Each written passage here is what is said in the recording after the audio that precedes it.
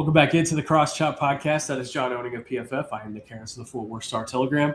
We had a week where something happened. We're able to talk about this Christian Parker press conference. Certainly super exciting to hear what he had to say for the first time. But before we dive all into that, right before we hopped on the show, the Cowboys announced that they have released linebacker Logan Wilson. Traded for him right before the trade deadline for a 7th-round pick. Didn't play much through the rest of the season. We figured he would end up playing more of a role than he actually did.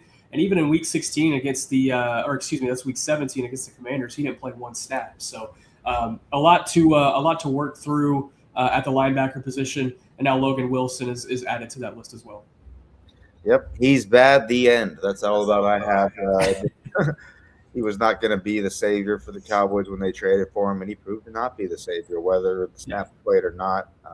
This shouldn't come as a surprise to anyone. I'm just not sure he's a starting caliber linebacker anymore. I think the injuries and stuff had deteriorated his athleticism so much that it's hard to justify putting him on the field at this point for a bunch of snaps. Yeah, from a financial perspective, at least, this does open up $6.5 million of cap space for the Cowboys to use here in 2026. And they take on no dead cap. He didn't have any guaranteed money left on his deal, so they don't lose anything here by cutting Logan Wilson. It was pretty much expected going into this ordeal, and now they make it official. But let's hop right into the reason we're here. That's to talk about the Christian Parker press conference from, on Wednesday. John, I want to get your perspective first before we dive into some of the questions I definitely wanted to get in there and I got asked in that presser. Overall thoughts, I want you to start, if you could, with the scheme question, because I saw you talking on Twitter, and I think it's something that is definitely being misconstrued a little bit about him running a 3-4 scheme, but with 4-3 spacing. Talk to us a little bit about that. So what he meant by that and what the whole deal with that is basically there's going to be presenting in a 3-4 with 3 down linemen, 2 outside linebackers, 2 inside linebackers standing up. The 2 inside backers are going to be off ball, the 2 outside linebackers are going to be on the ball. So it's going to be a 5-man surface on the front. But what's interesting is that every player is going to be playing in a gap rather than playing head up like the old school traditional Pittsburgh Steelers and Baltimore Ravens back in the day where you have big 2-gapping offensive linemen. What he meant by 3-4 by nature is that they're going to be playing with gap and a half responsibilities up front, which basically just means they're going to have primary and a secondary gap. They're going to shoot into their gap, create extension with their arms, peek into their primary gap, and then if the ball commits past their eyes to their secondary gap, then they shed and go into their secondary gap. Now, the positives of this is that it allows you to steal gaps in the run game so you can play with light boxes, which is a big hallmark of the Fangio scheme, is playing with light boxes so you can play with more defenders in coverage. And it allows your linebackers to not have to play downhill so much. So what they're going to do is they're going to stack their primary gap, which is basically means they're just going to hover on top of their primary gap without going to the line of scrimmage. And then once the ball commits to where it's going to go, then that's when they'll start attacking. So it gives them a little bit of a leeway in their diagnosing ability. It does mean that they have to be a little bit better taking on and dealing with blocks, just because you're allowing the offensive lineman an extra beat if they're not racing them to beat them to a spot. But it allows the linebackers to overlap their run fits. So their run fits can kind of coincide together. You can see multiple linebackers in the same gap and stuff like that. And that's things that the defenses like in college, like in Georgia, Kirby Smart has a really good clinic talk where he breaks it down really well about these stacked run fits and what are the positives and negatives to them. Because everything comes with positive and negatives. But the thing is, while this will probably mean that the Cowboys front gets less tackles for loss, in theory, it will allow them to kind of cage those rushes so that they're not allowing as many 5, 6, 7, 10, 15-yard runs. It's going to allow a lot more, stops from 0, 1, 2, and 3 yard gains. And that's kind of what you saw for the Eagles in the past. And that's what the Cowboys are going to be hoping for with that 3-4 by nature with quote unquote 4-3 spacing. This does not mean, like I saw a lot of people thinking, it does not mean they're going to be playing single gap defenses. They're not going to be attacking upfield. They're not going to be shooting gaps, stuff like that. There's going to be occasions when they do those type of things, especially in nickel and passing situations. you'll see some gap shooting stuff, but they're going to be playing mostly gap and a half. Question here from Dave Irwin. So gap and a half helps keep the linebackers clean because the front is holding them from getting to the second level. Yeah, and that's why they're playing in gaps so that they suck in the double teams to them. When you're playing a two gap or a head up constantly, it allows those linemen to immediately climb to the second level because there's no lineman threatening inside into their inside gap. But when you have a lineman a line there, it requires them to first secure the first level and then go to the second level. So it gives them the linebackers a little bit of time, but that's the same with a lot of these quote unquote 4-3 spacing, even front spacing teams. So these are the types of things you see from a lot of teams that play these 3-4s. I think the Seahawks did it on occasion in the past. Ravens do it. This is kind of the new wave of playing 3-4 defenses. This is not, your grandfather's 3-4 where they have the big zero tech nose tackle, the 2-4 techs playing head up on offensive tackles, that kind of thing. I am going to go through some of the highlights here really quick of some things that I thought were interesting that Christian Parker had to say. He's a secondary guy, has been his whole career. And so when he was asked, his thoughts on what is in-house already, and he glows about what is already in place up front. Hey, shout out to Bobby Belt for the donation. Shout out to Bobby. Love you, Bobby. Which 6'5", 215-pound edge rusher would John recommend in the draft this year? R. Mason Thomas is probably the littlest guy that I like. He's my little guy favorite, but I think he plays way above his weight class. Bobby. So we'll use him for now. Appreciate the love, Bobby. Going back to Parker and saying what he liked in-house already, and he sits there and glows about the front seven. He said the game is definitely won and lost up front. We have significant players in the front seven. And so I think when you start with that defensive line room, what you're able to do, controlling the pocket, stopping the run, control what an offense is able to do. And if you're able to dictate to them on their terms, so you're not playing the whole playbook on first and second down, I think it starts there. And so how they end up retooling or rehauling, at whichever word you want to use, this front seven is going to be a big determining factor in the success of Christian Parker. Now, granted, he is a secondary guy. Their secondary has to improve first and foremost before anything after seeing the disaster that was a year ago in the secondary. But if you add the right pieces up front, it's going to make a significant difference on the back end, and I think Christian Parker already understands that. Yeah, and I think a big question that I've seen a lot of people have, and I know some people in the comment section have already kind of asked, is who on the Cowboys defense kind of fits what the Cowboys are going to do up front. And I think the Cowboys' 3 defensive tackles all fit really well. I think Kenny Clark would be a really good nose tackle in that situation, playing the shade. They call it a shade, but the one technique position. I think Quinnen Williams, he could moonlight as the one tech if you need to.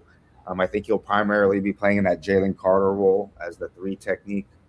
And then I think Osa Odigizua can do the 5 technique, 4-5 technique stuff, 4-eye, all that stuff where you're the guy aligning more or over the tackle. I think Osa could do that really well. I think Ezraku can be your weak side edge or your left edge, because that's the thing that we need to learn about what Parker's going to do here. Is Fangio, a lot of times he didn't play strong side, weak side. He played left and right with most of his players. Yeah. So they kind of had to major in multiple different positions, and we'll see if Christian Parker carries that here or if he has a more traditional weak side, strong side. So I think Ezraku can be that left side or that weak side edge defender, and the edge could be named later. Whoever they go and pick up could be the strong side guy. And then the Mike and the Jack are largely interchangeable. They have to do a lot of the same things up front. They'll both have snaps where they're the lone linebacker while the other one gets walked up over to the on the line of scrimmage in the penny fronts, which are 5-1 nickel fronts. So that is going to be very intriguing to look for. But I do think the Cowboys have, especially for the interior offensive line, those 3, the 1, 3, and 5 techniques. I think they have guys already ready. And that's why, kind of going on a tangent, but that's why the fascination with Keldrick Falk being like such a better scheme fit now. Well, even though he's a better quote unquote scheme fit, now he would have to most likely be a backup player for you initially, given the needs that you have for the Cowboys up up front and on defense that you want to be spending your first round pick on someone who's going to be playing a backup role initially.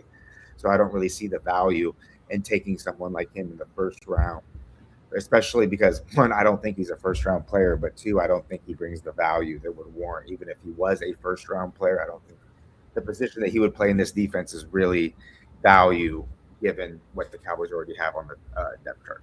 Christian Parker, his core beliefs for his defense, stopping the run and affecting the quarterback. That easy. I think if you talk to some of these other – that for every defensive coordinator that's ever been hired.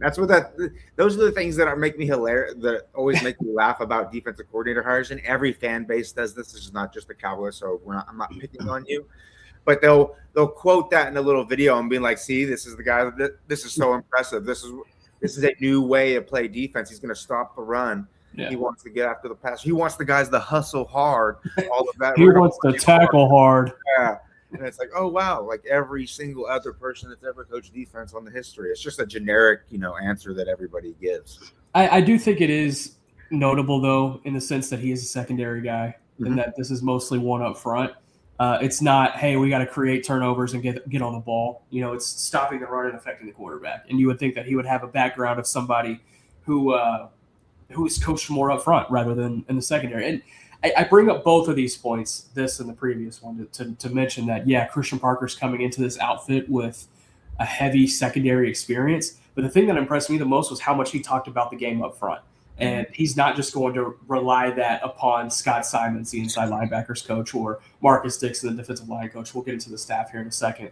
It sounds like he's going to be just as much a part of the pass rush plan, the run game plan, as those guys are too. And that should be what is, I think, most exciting out of the press conference if you're a Cowboys fan and hearing that, is because he already knows what he's doing on the back end, but now he's applying so much effort and intention on the front end as well. It should be able to prove fruitful.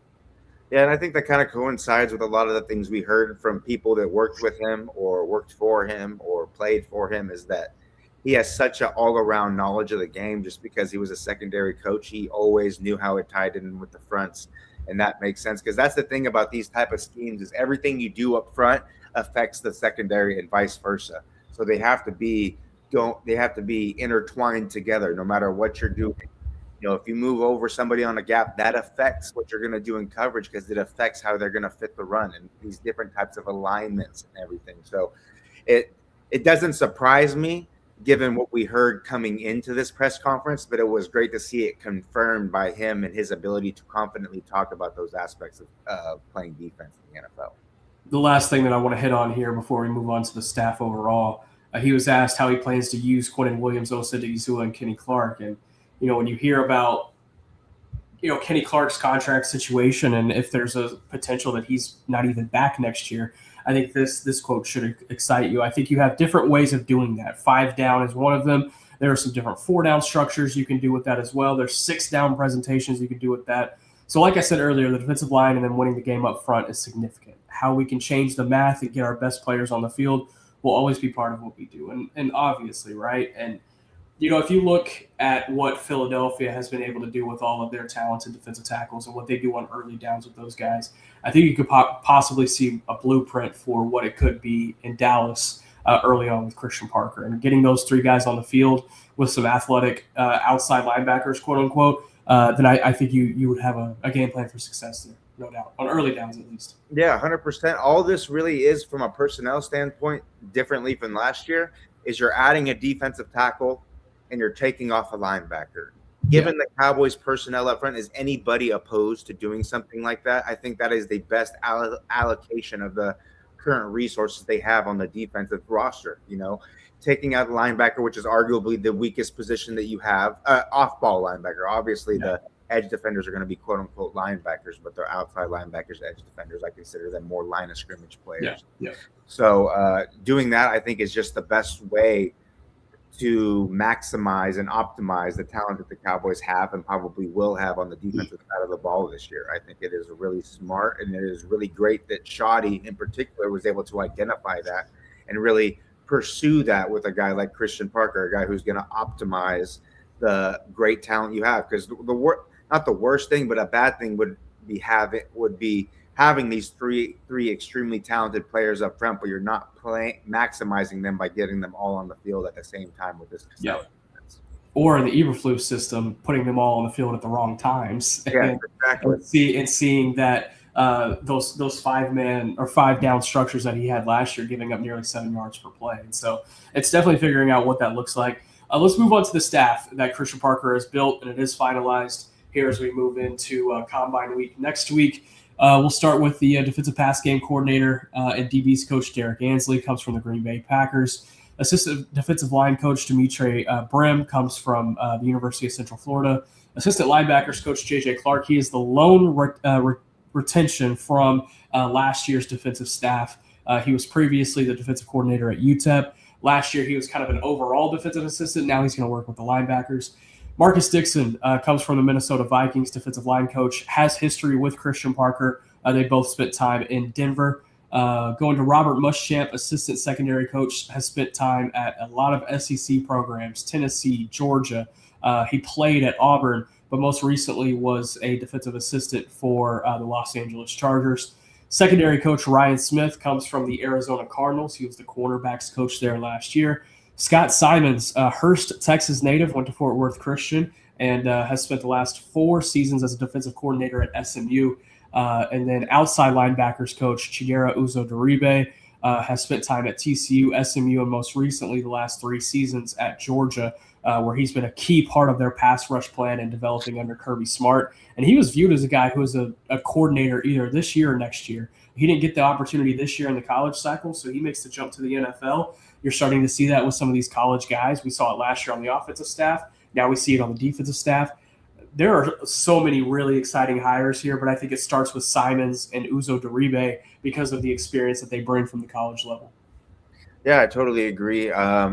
Uzo-Doribe has a really good I posted it on my timeline, so just search my name and his name, and you'll see there's a really good clinic about him about outside linebacker play, about how defending the run, how you want to teach the hands, how you want to teach the feet, rushing the passer, same things. And you could just tell he was really detailed and a great teacher as a coach. So I think that was a hire that I was really excited about.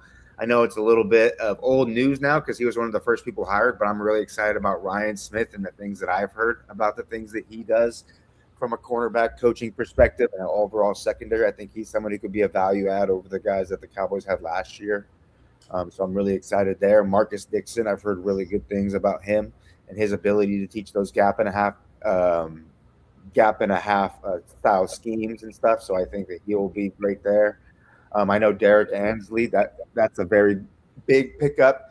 He was someone who has been tabbed as a future defensive coordinator. He has also a really good clinic, I think, on YouTube.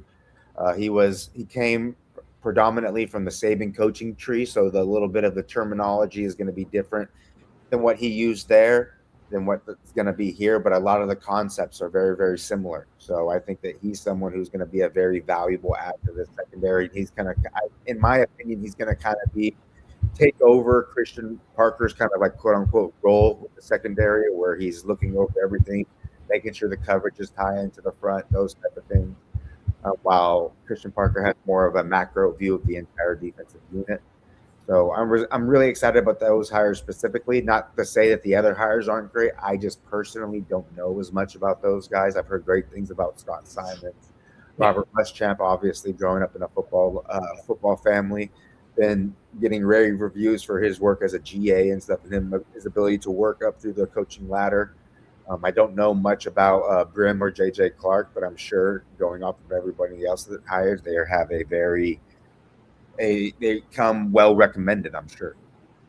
Yeah, and should it have been a clear indicator when they hired an inside linebackers coach and an outside linebackers coach that this was going to be a 3-4 scheme? Oh yeah, 100%. I mean, we've all been talking about it since Parker was hired on social media and stuff. But anybody who was surprised about them playing, you just say 3-4 generally. Now I can understand some people who, maybe haven't watched the Eagles in depth or maybe surprised about like the type of spacing he says, or the fact that they go 4-2-5 on nickel and they run those cheat fronts, which is 9-3, 2 wide 9 spacing. So the 2 edge defenders are playing wide 9 techniques and the defensive tackles are playing a 3 technique outside the guard and a 2 wide technique, which is an inside shade on the guard.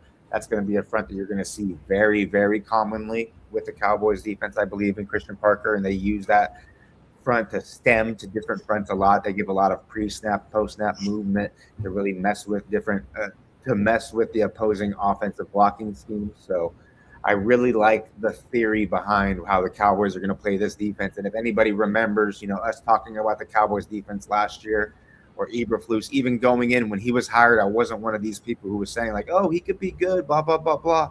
I wasn't a fan from the beginning just because I'm just not a fan of that theory and that style of defense. And I didn't think it coincided with, especially the talent the Cowboys had in the secondary and in the linebacker groups. I did not think that they fit together well at all. It was kind of pounding square pegs in the round holes, where I think Christian Parker is going to more put the pegs in the right hole.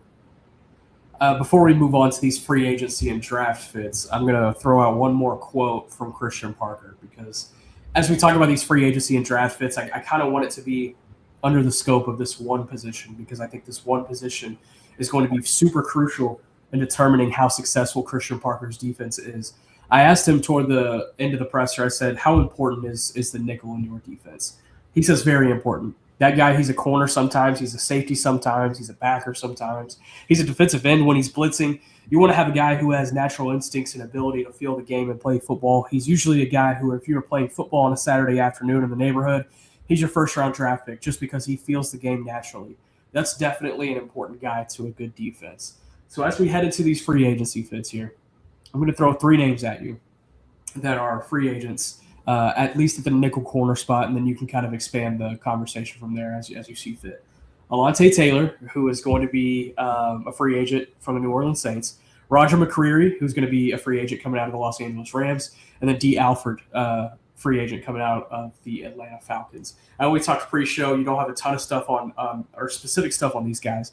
But when you look at this nickel spot and how important it is, which of those 3 names kind of jumps out to you? Obviously, I think Alontae Taylor from the Saints does, just given the fact that he's probably shown the most consistent high-end play among those 3. And, Ted Nguyen had a really good post on The Athletic talking about the value of the slot defender, of the nickel defender in today's NFL, and how it's kind of a cheat code that allows you to do a lot of different things with your defense that can give offenses, that kind of limit the offense's ability to create mismatches in the run and passing game. And that's why the slot corner, or the nickel / slot position on defense is arguably nowadays the most valuable position in the secondary. It's just because they have the widest scope of things they have to do on a play-by-play basis. They have to be involved in the run fits. They have to be able to play man against bigger tight ends. They have to be able to play man against smaller receivers. They have to be able to play zone coverage. They have to be able to play zone match. They have to understand the responsibilities of everybody around them, whether it's the run fits or the different coverage progressions, how you pass off different passes. So you need to have somebody who's not only super athletic, and another underrated thing is they got to have some size, because they're going to have to be involved in the run fits on occasion. Yeah. So you want a bigger but still athletic person, and I think that's why, a guy like Alontae Taylor, who has that size, that is somebody good. In the trade market, I think the perfect person would be someone like Minkah Fitzpatrick. I was going to ask you about Minkah. Yeah, throw it at me. A perfect addition to the Cowboys secondary, because he is basically everything that Christian Parker laid out about the nickel position. He does that all extremely well. And last year he played, I believe, 360 of his 800 and some odd snaps were in the slot, and that was more than any other individual position that he had in the Miami defense last year. And I think he's just the ideal type of player to play in this new age role that the nickel defender has. And having someone like Minkah Fitzpatrick is going to would allow the Cowboys to, still be sure in the run game, even though they're playing in a nickel package, and while being able to maintain the optimal coverage personnel on the field at all times. And that is such an advantage for the defense to be able to dictate that to the offense. And offenses nowadays, they are trying to use personnel to manipulate the defensive personnel on the field. So they'll go 2 tight ends on the field, but then a line and, a typical 3-by-1 or a 3 wide receiver package, so that they can get these matchups of these linebackers on these slow-footed off-ball linebackers and stuff like that. These tight ends on these slow-footed off-ball linebackers. So I think with just having somebody like Minka there would be so valuable, and it would really open up the things that the Cowboys can do in the draft and in free agency, because arguably the most important position that you're going to be acquiring, that you're going to be looking to acquiring this offseason, would already be answered. Malante Taylor, since he entered the league in 2022, has the 4th most pass deflections behind Denzel Ward, Reek Woolen, and Mike Jackson. So the ball production is certainly there. D. Alford, I throw his name out there. He is only 5'8", 195 pounds, but he sticks his head in there and gets tackles for loss. I think that would be a very fascinating guy. He's played a lot in the box as well. The size stuff isn't a must-have. It's just that you have to be able to do things that the people that size do. Like we saw Jordan Lewis. I think Jordan Lewis would have been a great fit for this. Absolutely. He's a smaller guy, but he's not afraid to stick his nose into the run game. He's not afraid to I have posted clips of him taking on blockers, taking on pulling tackles, pulling guards in the past. He's someone who plays above his weight class, and that's what you really want from a slot defender. Yeah, and I'm glad you bring up the Minka Fitzpatrick scenario as well. The Cowboys had a deal in place with Miami right at the trade deadline, and whenever Quinnen Williams' deal went through, that deal got kind of abandoned, it did get abandoned. I think if the Quinnen Williams trade had not happened, you would probably see Minka Fitzpatrick on this roster instead. So, it's very similar to the conversation that they had about Quinnen Williams before they traded Micah Parsons. It was like, hey, that was a deal that they wanted to get done, couldn't quite do it at that time. Later down the line, they were able to make it work. Maybe they revisit it with Miami, especially now that they're blowing things up right now down in South Beach with the guys that they've released in the cap space they're trying to free up. So certainly interesting. Let's touch on some other positions. Any guys who really jump out to you? I know Reed Blankenship, Nakobe Dean, these guys obviously coming from Philadelphia. Any other guys, though, that you want to throw in there? I think Blankenship, just to go off him, he would be a phenomenal addition to the Cowboys secondary. I know that he has a lot of big fans in that Cowboys building now, and I know that he is known as being, he's not the flashiest safety, but he is, he's a safe safety. He understands his responsibilities. He knows this scheme inside and out. I think he would be a great addition to help kind of impose this scheme, teach this scheme to the players, kind of be the liaison between the coaching staff and the players, kind of helping everybody get accustomed with this new scheme. So I think he would be a phenomenal addition. He's especially great against 3-by-1 formations, because in this defense, the backside safety on the 3-by-1s, he's going to be poaching a lot of those routes from the innermost receiver on the 3-by-1 side, or on the 3 receiver side. He's going to be poaching a lot of those routes, especially if on the deeper variety, and he's phenomenal at that. He's a solid tackler, those type of things. I think he's what I would honestly, if he doesn't get re-signed by the Eagles, I would be very, very surprised if he's not winning a star on his helmet next year. Yeah, I'm with you there. I think it's going to be fascinating to see what that track looks like. Joseph Osai, is that a name that you like? If you talk about price versus production, probably not there, but if you can get him at a good deal, is that worth bringing in? I mean, if he's gonna be uber cheap and you can have him be a backup guy, then fine, I suppose. I don't really have many opinions on those, but he is not someone who is going to be an impactful addition to what this Cowboys defense needs. I personally like guys like, I think Boye Mafe would be a great person to target. I posted it on Twitter the other day. I'm not feeling good, so I'm blanking on a lot of the edge defenders, but there are more than a couple edge defenders who I think would be better fits. Even a guy like Khalil Mack would be a good fit as that strong side or right edge defender. I think guys like that would be great additions. Clowney, obviously, because he's a free agent now. We probably won't see him until training camp's almost over or something. I think over the training camp portion of his career. But I think there's a lot of guys. There's the edge defending class. While there's not a ton of big names, I don't like the Trey Hendricksons of the world for this, just because I think the price tag is not going to match the risk involved. Yes, Odafe Owe, that's a really good one. The chat chimed in. That was another one I was talking about. I think he would be a really good addition, a guy who when he went to the Chargers, who play a similar-ish style scheme to what the Cowboys are going to do, especially up front. They have a lot of the same principles up front with the gap and a half and everything. He really took off in that scheme, and he really showed his true ability to impact the game on the defensive side of the football there. Super athletic guy. I think he would be a good addition. So, there's guys there. Jalen Phillips would be great. He's a little bit of a higher price version, and he has a little bit of a scary injury history. But as far as on the field, there's a reason why Fangio and that coaching staff and that front office identified him and targeted him and brought him in. It's because he's a really good fit. He did a lot of really good things for the Eagles. So that would be another great player to target in free agency. It just kind of matters how much money are the Cowboys willing to allocate to each of these positions, because I think there are good fits that kind of are at the different price tiers. Yeah, and the thing I don't want him to do, Bradley Chubb. And if you're going to sign Bradley Chubb on an Uber contract, that's one thing. Fine, I'm not going to get mad at that because it mitigates a lot of the risk when you bring him in for pennies.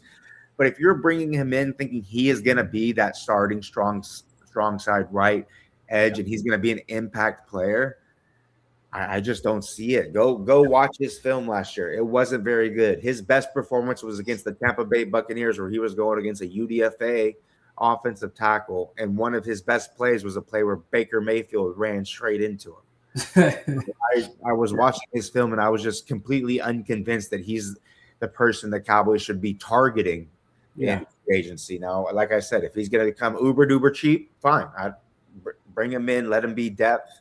But if you're bringing him in to be the guy over there opposite Azaraku, I pass on grass on that one. Yeah, I'm with Forever DC here. Jadeveon Clowney over Bradley Chubb. Let's hop into some of these draft fits under the same kind of scope from a nickel corner perspective, but also just from guys up front. I mean, Caleb Downs is a dream, no doubt. He's the perfect nickel defender for this type of defense. Perfect. Absolutely. And I think the Cowboys view him as a nickel, and that's what's most interesting. One of the more interesting tidbits I pulled out of Mobile. However, the question I have, obviously, Caleb Downs would be great. That's not a question. Would you trade up to go get him? Would you sacrifice future draft capital to go get a guy like Caleb Downs if you had to jump up 4 or 5 spots to go get him? Look, man, I think I'm at the point to where knowing how valuable this position is on this defense, knowing the type of player Caleb Downs is, I think you take that risk. I mean, it's hard. It's hard. I wouldn't hate it just because Caleb Downs is such a good player, but sacrificing, I don't know what it would take to jump those spots. Are you going to have to give up your other one? If you have to give up your other one, I don't think that the risk and the reward is quite in balance there. I would rather get 2 players that you need rather than one, even as talented as Caleb Downs is. But it's definitely something that needs to be noodled as closer we get, and seeing what they do in free agency and everything, and seeing where the draft stock. Maybe Caleb Downs goes to the combine. Maybe he runs a 4.5, and teams are like, "Oh, I'm not going to touch that in the top 10." And guess what? I would.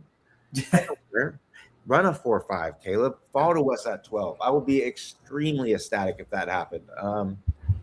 But yeah, and the thing is, I like the talent behind him at safety that you can get. I like the Dylan Thienemans. I think he can do some of that stuff. I think the Toledo guy, McNeil Warren, is another guy who can kind of fill that kind of role for you. I'm still working my way through the corners, but I'm sure there's corners that can fulfill that role for you and decently. So, I think that there are other options that don't necessitate for you to have to make that big of a jump to grab a Caleb Downs. Yeah, and this one's been thrown around quite a bit. Shout out to Zach Walchuk. I think he was the first one that threw this one out there. The hypothetical of 6 and 39 in exchange for 12 and 20 in a trade with Cleveland. It's interesting. It's certainly something that is worth tossing around, especially having a pick there at the top of day 2. I think is exciting. But definitely give us more to talk about. Yeah, will help us professionally on that Friday for sure. Yeah, no doubt at all. Avion Terrell, your opinions as a guy who could be a slot corner on day 1 for this team? Yeah, I think he's someone that really fits well because he's not afraid to fit the run.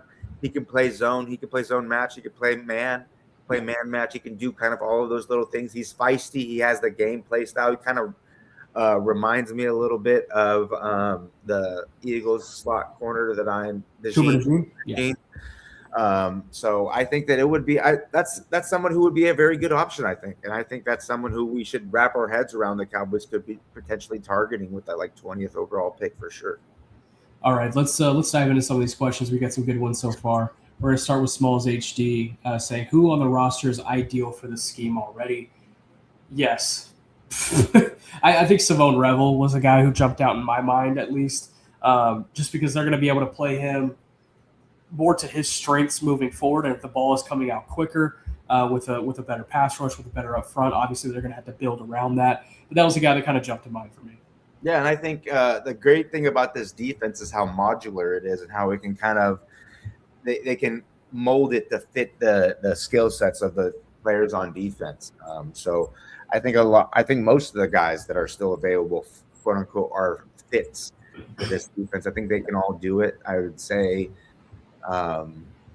definitely Ravel. I think, like I talked about, the three interior linemen I think are great fits. I think Ezrawaku is going to really benefit from aligning on those wider, not wide 9 alignments, give him better angles to attack the pocket when he's rushing the passer, allow him to get on top of those offensive tackles a little bit more, stress their passes than when you're playing that tight 5 that he had to play so often last year. So I think that, I really like Ezrawaku and the 3 defensive tackles as guys who this team really, really fits really well. Another good one from Smalls HD. Obviously, we need starters everywhere, but at what positions should depth be a priority in this scheme? Another yes, but I'm going to say linebacker, no doubt. Yeah. Linebacker, and just like any defense, they're going to be playing in waves, so you need to have good depth across your defensive line. So that's why guys like Solomon Thomas, Jay Toia are going to be very important. It's going to be very important that you bring in a few more edge defenders so you can have like kind of a good 4 deep rotation of those guys. So I would say those, and obviously you want depth everywhere, but those are the positions where your depth is going to be playing every week. You obviously want secondary depth in case of injury and stuff, but those guys necessarily won't be put on the field unless there is an injury. Whereas the depth that like a Jay Toia is going to be on the field regardless of the injuries in front, just because you got to keep those guys fresh. I completely forgot about Jay Toia. Smalls HD is on a heater. What are the vulnerabilities in this new scheme? What kind of offenses give it trouble? It's just like anything. It's the really, really high IQ quarterbacks that don't fret in the face of the pre and post snap pictures changing. That's why you saw guys like Matt Stafford was really good against these type of schemes, because he's not afraid to let it go. And those quarterbacks that throw with anticipation are typically better against these types of defenses. And like any defense, when you're not getting pressure on the quarterback, it makes things so much easier to be able to attack, find voids in between the zones, be able to run these different types of passing concepts where they take a little bit longer to develop, but they're taking advantage of the rules of the defense. A big thing about this defense is that your ability to generate pressure before that they can get to those type of passing concepts. So I would say those type of ones, obviously like the veteran quarterbacks that are good, honestly, against most defenses, but at these defenses, that is kind of their Achilles heel, I would say. Trevor D with a good one. Do we think that nickel spot will be occupied by just one person, or could it sometimes be a corner, safety, sometimes overshown? I think it would. They would like it to be one person. If you were seeing them have to do kind of an amalgamation of different talents, that means they didn't get the guy that they needed at that position. Yeah. Obviously, you can do it, but then it brings up a thing where offenses can tell what you're trying to do based on which nickel defender is going to be in the game. So say you are using one cornerback to do stuff, a safety to sometimes do stuff, and a linebacker to sometimes do stuff, because of their different skill sets and what they're good and bad at. It's going to tell the offense how the defense is going to be playing on that snap, and so it's going to give them better knowledge of how to attack it.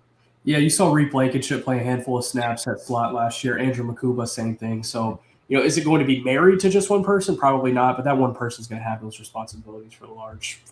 Against different, like when you get 4 wide on one side, when they go load, that's a load on offense where they have 4 receivers to one side or 4 receiving threats to one side. That's when you can see like a double slot, double nickel kind of situation, or when they have to go to their dime package and you have 2 defensive back types that are playing at that second level of the defense, whether it's the slot and then they call him the dime backer in this defense. Yeah. So, there are situations where there will be other players that need to fulfill those type of responsibilities, but by and large, like you said, it's going to be one person, ideally. Can Alante Taylor just be the guy that the Cross Chop podcast manifests? I mean, it can be for sure. Let's do it. I'm already, Nakeem Mesidor. I'm trying to manifest that, or our Mason Thomas trying to manifest that. So we can add it. We can add Alante Taylor to the stack for sure. Yeah, forever DC. Dylan Thiedemann out of Oregon, Zakee Wheatley out of Penn State, Emmanuel McNeil Warren out of Toledo. All some good guys that I think would be pretty solid DBs. Let's see. Let's get one more in here. Okay, let's go with Jarrett. Jarrett right here. He says, "Do you think Jermon McCoy out of Tennessee is in play at 12?" Yes, he could be an option in a doomsday scenario. Hopefully he works out at the combine. He will be working out at the combine. That is at least the plan right now. That's going to be very huge for him. Overall, though, John, your opinions on Jermon McCoy, factoring in the injury? Yeah, it's just the injury that scares you, because I know Bobby Belt says this a ton, but we have newer all-22 of Zeke Elliott playing in a Cowboys uniform than we do of McCoy playing defense. So that's kind of worrisome. But when we're talking from a talent perspective, this is a guy that all day would be a top 15 pick, just with the range that he can play with, the athleticism, the easy athleticism, the ability to mirror at the line of scrimmage, to be able to stay sticky in man coverage, play with good eyes and zone coverage. I think that he would be a great fit, but you just have to be we saw with Savon Ravel, those knee injuries are kind of tricky. And if he can get through and become 100%, not have any setbacks, then great. But it is worrisome, and it does bring in a lot of risk to such a high pick. And that we know that, Jerry Jones and them, they have a large appetite for risk, but would you want to do it given the personnel that you have at right now? Or would you rather look at someone who's maybe a little bit less risky at that spot? Well, hey, man, we appreciate everybody hopping on with us. We were both kind of under the weather for this episode here today, but gutted through it. Appreciate everybody who tuned in with good questions. Smalls HTP, The Free, Jarrett, Forever DC, Dave Irwin. Shout out to Bobby for the donation. Much appreciated. Next week is Combine time, John. Next week is Combine time. We're going to try to get a couple episodes out of Indianapolis.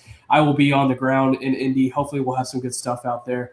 So looking forward to seeing what comes out of it. Anything else to add, John? Hey, you got to let us know how that cocktail is. The front cocktail at St. Elmo's. Yeah, I have my reservation for Tuesday night. So there you go, my man. Have fun. Maybe it'll help clear my sinuses up a little bit. Get some of that insider info that I know is free flowing at that time. So bring some of those nuggets to the Cross Shop podcast. Have fun.